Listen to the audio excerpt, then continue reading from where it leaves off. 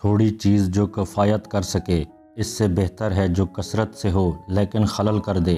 چیز کو مفت دے کر واپس لے لینے والا ایسا ہے جیسے اپنے کائے کو کھانے والا۔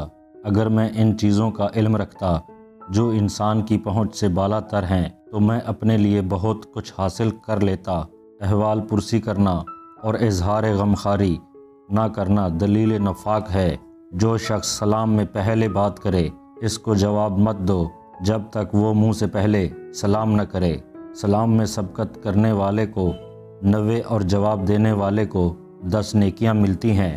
جو شخص اللہ تعالیٰ سے ڈرتا ہے وہ بدلہ نہیں لیتا۔ جس نے اپنی عقل کو کافی سمجھا اور جس نے اپنی رائے پر غرور کیا وہ گمراہ ہے۔ شرک کے بعد بدترین گناہ ایاز رسانی خلق ہے۔ ایمان کے بعد افضل ترین نیکی خالق کو آرام دینا ہے۔ قیامت کے دن غریب ہمسایہ امیر ہمسائے کا دامن گیر ہوگا۔ پڑوسی کو ستانے والا دوزخی ہے۔ اگرچہ تمام رات عبادت کرے اور تمام دن روزہ رکھے تو بوڑھوں کی تعظیم کر، خدا تعالیٰ نوجوانوں کو توفیق دے گا کہ وہ تیری تعظیم کریں جب تو بوڑھا ہوگا۔ جو کام سب سے زیادہ سبب مغفرت ہوگا وہ کشیدۂ روئی اور شیرین بیانی ہے۔ علم بغیر عمل اور عمل بغیر علم گمراہی ہے۔ پیٹ سے بڑھ کر کوئی بدترین برتن نہیں۔ عیب جوئی مت کر، چھپ کر باتیں نہ سنو، فخر نہ کرو، حسد اور کینہ نہ رکھو، منہ نہ موڑو، اللہ تعالیٰ کے بندے اور بھائی بنے رہو۔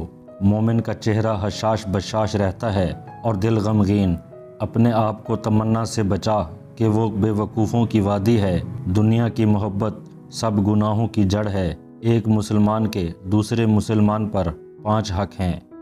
سلام کا جواب دینا، بیمار پرسی کرنا، جنازے کے ساتھ جانا، دعوت کو قبول کرنا، چھینک کا جواب دینا۔